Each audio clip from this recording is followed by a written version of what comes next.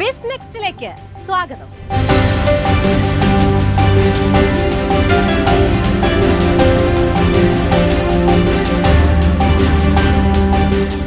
അടുത്തയാഴ്ച സാമ്പത്തിക മേഖലയിൽ എന്ത് സംഭവിക്കും? കൊച്ചി മെട്രോ രണ്ടാം ഘട്ടം എവിടെ എത്തി? അമേരിക്കയിലെ ചലനങ്ങൾ സ്വർണ്ണ വിപണിയെ എങ്ങനെ ബാധിക്കും? മാർക്കറ്റിൽ ഉൽപ്പന്ന വിലയുടെ കയറ്റിറക്കങ്ങൾ എങ്ങനെ? വിപണിയിലെത്തുന്ന പുതിയ ഉൽപ്പന്നങ്ങൾ ഏതൊക്കെ? കാണാം ബിസ് നെക്സ്റ്റ്.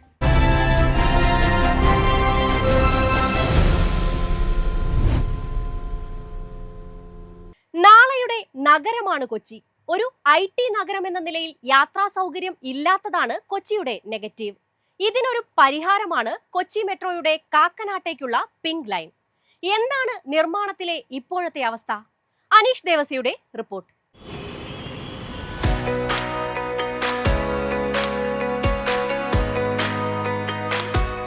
പിങ്ക് ലൈൻ എന്ന് പേരിട്ടിരിക്കുന്ന രണ്ടാം ഘട്ടത്തിന്റെ നിർമ്മാണം കൊച്ചി നഗരത്തിന്റെ വളർച്ചയ്ക്കും വികസനത്തിനും വലിയ മുതൽക്കൂട്ടാണ്.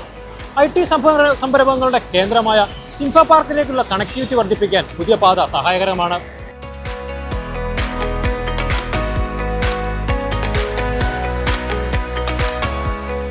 കൊച്ചിയുടെ വികസനത്തിന് ചുക്കാൻ പിടിക്കാൻ ഒരുങ്ങിയാണ് കൊച്ചി മെട്രോ. JLN സ്റ്റേഡിയം സ്റ്റേഷനിൽ നിന്ന് കാക്കനാട് വഴി ഇൻഫോ പാർക്കിലേക്കുള്ള കൊച്ചി മെട്രോയുടെ രണ്ടാം ഘട്ട പദ്ധതിക്ക് 11.17 കിലോമീറ്ററാണ് ദൈർഘ്യം. 11 സ്റ്റേഷനുകൾ ഉണ്ടാകും. Jawaharlal Nehru stadium, Palarivattam junction, Palarivattam bypass, Chembumukku, Vazhakkala, Padamugal, civil station junior, Cochin SEZ, Chittethukara, Kinfra, Infopark എന്നിവിടങ്ങളിലാകും സ്റ്റേഷനുകൾ.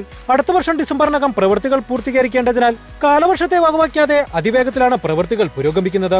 ഇതുവരെ 552 പൈലുകളുടെ നിർമ്മാണം പൂർത്തീകരിച്ചിട്ടുണ്ട്. വൈകാതെ തൂണുകളുടെ നിർമ്മാണത്തിലേക്ക് കടക്കും. നിർമ്മാണം പൂർത്തീകരിക്കുന്നതോടെ കൊച്ചിയുടെ വികസനത്തിനൊപ്പം IT നഗരവും വളരും. മെട്രോയെ സംബന്ധിച്ച് ഏറ്റവും ലാഭകരമാവാൻ സാധ്യതയുള്ള ഒരു രണ്ടാം ഘട്ട വികസനമാണ് കൊച്ചി മെട്രോ റെയിൽ ലിമിറ്റഡ് ലക്ഷ്യം വെച്ചത്.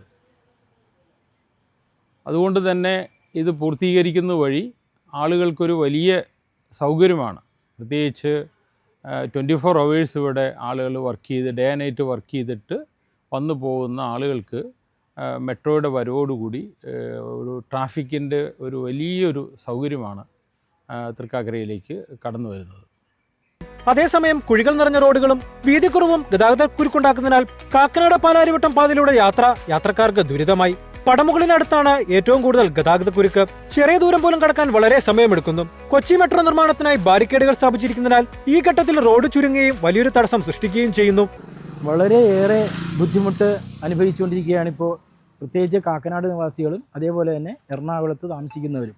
കാരണം റോഡുകൾ കുണ്ടും കുഴിയും നിറഞ്ഞതാണ്. ഈ കുണ്ടും കുഴിയും നികത്തിയിട്ട് വേണ്ടിയിരുന്നു ഈ മെട്രോയുടെ വർക്ക് സ്റ്റാർട്ട് ചെയ്യാൻ.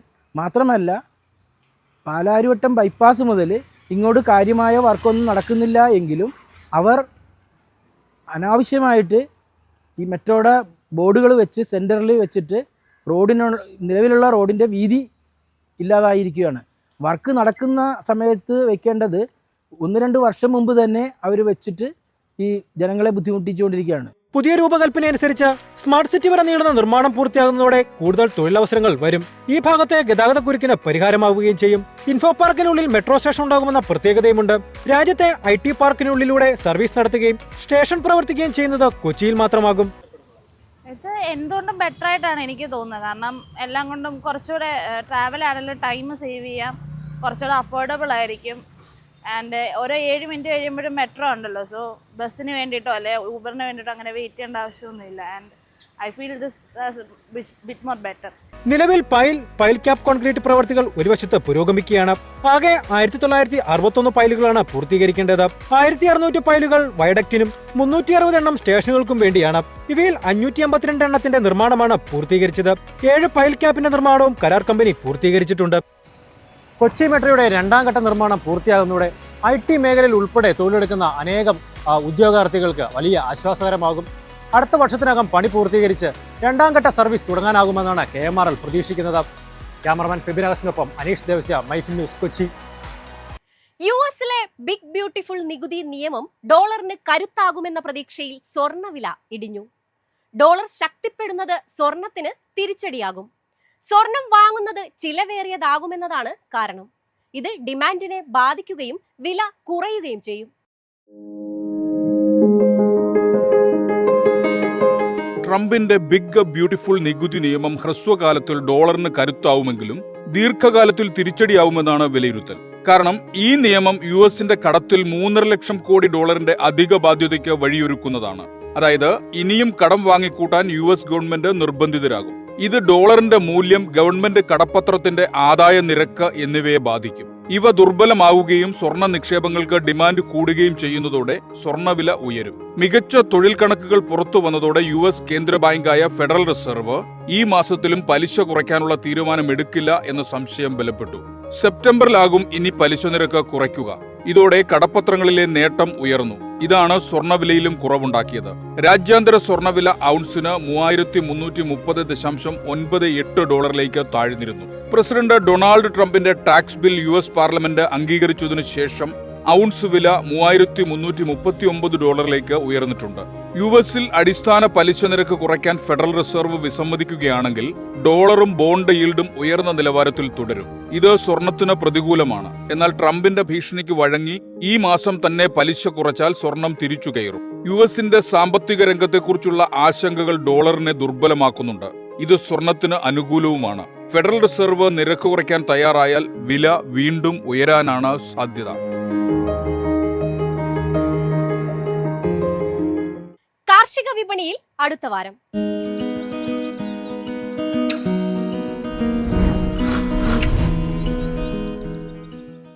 മാസങ്ങൾ നീണ്ട ബുൾ റാലിക്കൊടുവിൽ വെളിച്ചെണ്ണ ഒരു തിരിച്ചുപോക്കിന് ശ്രമം നടത്തുന്നു. കൊപ്രക്ഷാമം വിട്ടുമാറാൻ മാസങ്ങൾ തന്നെ വേണ്ടിവരും. മഴമറ ഒരുക്കി റബ്ബർ വെട്ട് ഊർജിതമാക്കാനുള്ള അവസാനഘട്ട ഒരുക്കത്തിലാണ് സംസ്ഥാനത്തെ ചെറുകിട കർഷകർ. വാങ്ങലുകാർ കുരുമുളക് വില നിത്യേന ഉയർത്തിയിട്ടും കാർഷിക മേഖല വിൽപ്പനയ്ക്ക് ഉത്സാഹം കാണിച്ചില്ല. പുതിയ ഏലയ്ക്ക ലേലകേന്ദ്രങ്ങളിൽ ഇടം പിടിച്ചു. ഏഷ്യയിലെ മുഖ്യ നാളികേരോൽപാദന രാജ്യങ്ങളിൽ ഉൽപാദനത്തിൽ സംഭവിച്ച തിരിച്ചടി വിവിധ നാളികേരോൽപ്പന്നങ്ങളുടെ റെക്കോർഡ് വിലക്കയറ്റത്തിന് കാരണമായി. ഇന്ത്യ, ശ്രീലങ്ക, ഫിലിപ്പൈൻസ്, ഇന്തോനേഷ്യ തുടങ്ങിയ രാജ്യങ്ങളിൽ കഴിഞ്ഞ വർഷം അനുഭവപ്പെട്ട കനത്ത വേനൽ തിരിച്ചടിയായി. നൂറ്റാണ്ടിനിടയിലെ ഏറ്റവും ഉയർന്ന താപനിലയായിരുന്നു കേരളത്തിലും. അല്പം ആശ്വാസം ലഭിച്ചത് കഴിഞ്ഞ വർഷം കാലവർഷത്തിന്റെ വരവായിരുന്നു. എന്നാൽ വിളവ് ഉയർന്നില്ല. അടുത്ത വർഷത്തോടെ നാളികേര മേഖല തിരിച്ചുവരവ് നടത്താനാണ് സാധ്യത. നിലവിലെ റെക്കോർഡ് വില കർഷകരെ വളം പ്രയോഗങ്ങൾക്ക് പ്രേരിപ്പിച്ചത് അടുത്ത സീസണിൽ ഉയർന്ന വിളവിന് അവസരമൊരുക്കും. വർഷാരംഭത്തിൽ 22,500 രൂപയിൽ ഇടപാടുകൾ നടന്ന വെളിച്ചെണ്ണ കേവലം 6 മാസം പിന്നിടുമ്പോൾ ഇരട്ടിയിലേറെ മുന്നേറി 39,000 രൂപയെന്ന സർവകാല റെക്കോർഡിലെത്തി. കൊപ്ര 15,000 രൂപയിൽ നിന്നും 24,200ലേക്കും കുതിച്ചു. വെളിച്ചെണ്ണ വില അമിതമായി ഉയർന്ന സാഹചര്യത്തിൽ വിപണി ഒരു തിരുത്തലിന് മുന്നിലുള്ള ആഴ്ചകളിൽ നീക്കം നടത്താം. റബ്ബർ എസ്റ്റേറ്റുകളിൽ ടാപ്പിംഗ് ഊർജിതമാക്കാനുള്ള ഒരുക്കത്തിലാണ്. ജൂണിലെ കനത്ത മഴയിൽ റബ്ബർ വെട്ടിന് അവസരം ലഭിക്കാതെ തോട്ടങ്ങളിൽ നിന്നും മാറി നിന്ന കർഷകർ ഇനി ഡിസംബർ വരെയുള്ള മാസങ്ങളിൽ ഉൽപാദനം പരമാവധി ഉയർത്താൻ കിണഞ്ഞു ശ്രമിക്കും. ഇതിനിടയിൽ 4ാം ഗ്രേഡ് ഷീറ്റ് വില 200 രൂപയ്ക്ക് മുകളിൽ തുടർച്ചയായ 2ാം വാരത്തിലും കരുത്ത് പ്രദർശിപ്പിച്ചത് അവരുടെ ആത്മവിശ്വാസം ഉയർത്തും. നിരക്ക് കൂടുതൽ മെച്ചപ്പെടുമെന്ന വിശ്വാസത്തിലാണ് മധ്യവർത്തികളും. അതേസമയം ടയർ നിർമ്മാതാക്കൾ ഷീറ്റ് സംഭരണത്തിന് ഇനിയും ഉത്സാഹം കാണിക്കുന്നില്ല. കാത്തിരുന്നാൽ പുതിയ ചരക്ക് വൈകാതെ വിൽപ്പനയ്ക്ക് എത്തുമെന്ന കണക്കുകൂട്ടലിലാണ് അവർ. രാജ്യാന്തര മാർക്കറ്റിൽ റബ്ബർ വില 195ലേക്ക് താഴ്ന്നാണ് ഇടപാടുകൾ നടക്കുന്നത്. ജപ്പാൻ എക്സ്ചേഞ്ചിൽ പിന്നിട്ട വാരം റബ്ബർ വില കിലോ 308-317 യെന്നിൽ ചാഞ്ചാടി. ഉൽപ്പന്നം 325 യെന്നിലെ പ്രതിരോധം ഈ വാരം മറികടന്നാൽ 336 yen വരെ മുന്നേറാം. തായ്ലാന്റ് അടക്കമുള്ള ഉൽപാദന രാജ്യങ്ങളിലെ കാലാവസ്ഥയിൽ മാസത്തിന്റെ 2ാം പകുതിയിൽ മാറ്റം കണ്ടു തുടങ്ങിയാൽ കർഷകർ ടാപ്പിംഗ് രംഗത്ത് വീണ്ടും സജീവമാകും. ലഭ്യത മുന്നിൽ കണ്ട് ആഗോള ടയർ ഭീമന്മാർ കരുതലോടെ മാത്രമേ ഇനി നീക്കങ്ങൾ നടത്താനിടയുള്ളൂ. നമ്മുടെ ഉൽപാദകരും വിപണിയിലെ ഓരോ ഉണർവിനിടയിലും സ്റ്റോക്കുള്ള ഷീറ്റ് വിറ്റുമാറുന്നതാകും അഭികാമ്യം. അന്തർ സംസ്ഥാന വ്യാപാരികളിൽ നിന്നുള്ള അന്വേഷണങ്ങളുടെ ചുവട് പിടിച്ച് കുരുമുളക് വില തുടർച്ചയായ 2ാം വാരത്തിലും മുന്നേറി. വാങ്ങലുകാർ കരുതലോടെയാണ് വിപണിയെ സമീപിക്കുന്നത്. തിരക്കിട്ട് വൻ ഓർഡറുകളുമായി ഇറങ്ങിയാൽ നിരക്ക് കുതിച്ചു കയറുമെന്ന കാര്യം അവർക്കും വ്യക്തമായി അറിയാം. കാർഷിക മേഖലയാകട്ടെ ചരക്ക് നീക്കത്തിൽ വരുത്തിയ നിയന്ത്രണം തുടരുന്നതിനാൽ കൊച്ചി മാർക്കറ്റിൽ മുളക് വരവ് നാമമാത്രമാണ്. അൺഗാർബിൾഡ് കുരുമുളക് 66,700 രൂപയിൽ വിപണനം നടന്നു. അന്താരാഷ്ട്ര മാർക്കറ്റിൽ മലബാർ മുളക് വില ടണ്ണിന് $8,200. ഏലം വിളവെടുപ്പ് രംഗം ഉണർന്നതോടെ പുതിയ ചരക്ക് ലേല കേന്ദ്രങ്ങളിൽ വിൽപ്പനയ്ക്കെത്തുന്നുണ്ട്. മികച്ച കാലാവസ്ഥ കണക്കിലെടുത്താൽ ഉൽപാദനം 5 റൗണ്ട് വരെ നീളുമെന്ന പ്രതീക്ഷയിലാണ് കർഷകർ. ഇതിനിടയിൽ ചരക്ക് വരവ് ഉയർന്നതോടെ വാങ്ങലുകാർ ലേല കേന്ദ്രങ്ങളിൽ പിടിമുറുക്കുന്നുണ്ട്. അറബ് നാടുകളിൽ നിന്നും കൂടുതൽ ആവശ്യക്കാർ മാസത്തിന്റെ 2ാം പകുതിയിൽ രംഗത്തിറങ്ങുമെന്ന സൂചനകൾ ഏലക്ക വില വീണ്ടും ഉയർത്താം. ആഭ്യന്തര മാർക്കറ്റിലും ഉൽപ്പന്നത്തിന് ആവശ്യക്കാരുണ്ട്. വിനോദവാരം.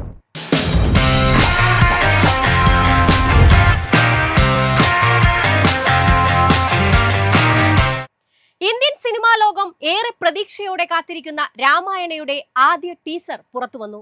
വൻ താരനിരയും ബഡ്ജറ്റുമായി ഇന്ത്യയിലെ ഏറ്റവും വലിയ സിനിമയായിട്ടാണ് രാമായണ ഒരുങ്ങുന്നത്. രൺബീർ കപൂർ, സായ് പല്ലവി, യശ് എന്നിവർ പ്രധാന വേഷങ്ങളിൽ അഭിനയിക്കുന്ന രാമായണ നിതേഷ് തിവാരിയാണ് സംവിധാനം ചെയ്തിരിക്കുന്നത്.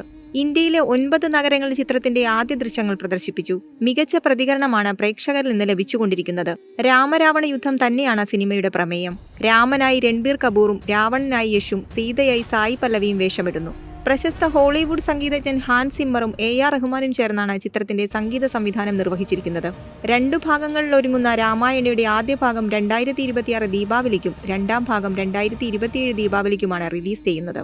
നമിത് മൽഹോത്രയും യശും ചേർന്നാണ് ചിത്രം നിർമ്മിക്കുന്നത്. സിനിമയുടെ ബജറ്റ് 835 കോടിയാണെന്നാണ് റിപ്പോർട്ട്.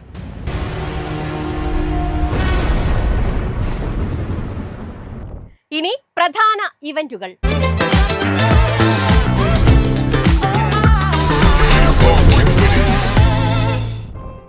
ഉഷാർ 2025 4ാമത് mega tourism B2B meet expo September 13 Nedumbassery CIAL convention സെന്ററിൽ. തെക്കേ ഇന്ത്യയിലെ ഏറ്റവും വലിയ ട്രാവൽ ടൂറിസം എക്സ്പോ. സംഘാടകർ Keralites travel and tourism consortium KTTC. UST Trivandrum marathon 2025 October 12 ടെക്നോ പാർക്കിലെ UST ക്യാമ്പസിൽ നിന്ന് തുടക്കം. ഇതോടെ ബിസ് നെക്സ്റ്റ് അവസാനിക്കുന്നു. അടുത്ത ആഴ്ച കാണാം. ബൈ.